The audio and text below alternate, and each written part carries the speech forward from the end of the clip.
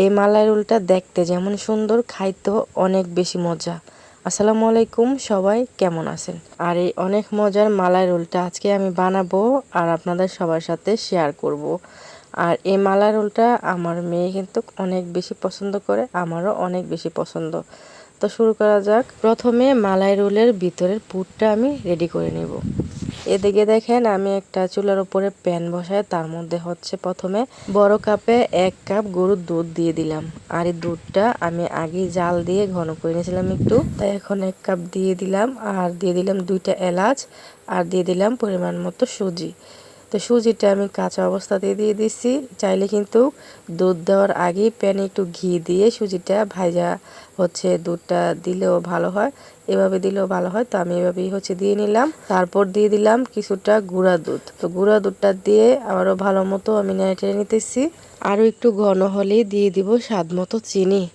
আর এই মালাই রোলের ভিতরের পুরটা মজা হলেই কিন্তু মালাই রোলটাও অনেক মজা হয়। এদিকে দেখেন অনেকটাই ঘন হয়ে গেছে পুরটা। এর মধ্যে দিয়ে দিলাম স্বাদ মতো চিনি, আর দিয়ে দিলাম একটু লবণ। লবণটা দিয়ে দিলাম মিষ্টিটার স্বাদ বাড়ানোর জন্য।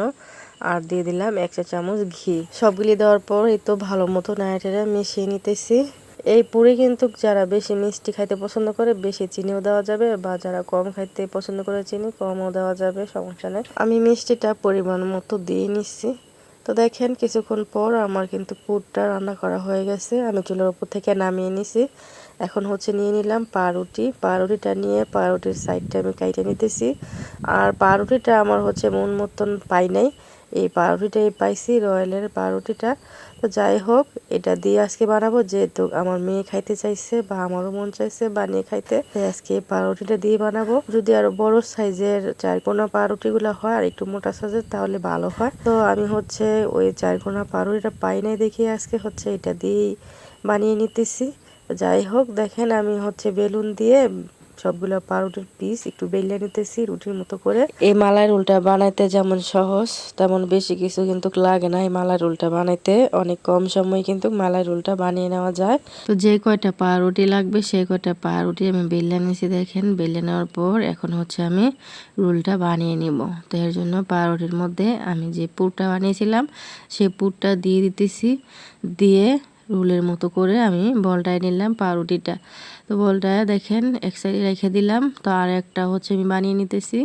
তো এভাবে করে আমি হচ্ছে যে কয়টা পুরে হয় সেই কয়টাই বানিয়ে নিব।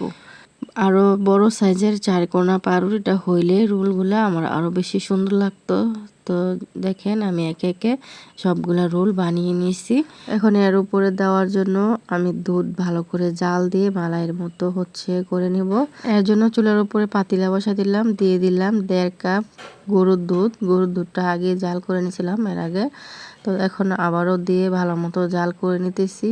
তো বলক আসার পর দিয়ে দিলাম কনডেন্স মিল্ক। কনডেন্স মিল্কটা দেওয়ার পর এখন দিয়ে দিছি অল্প একটু চিনি। চিনি বেশি দিব না, কারণ বেশি মিষ্টি আবার হচ্ছে ভালো লাগবে না।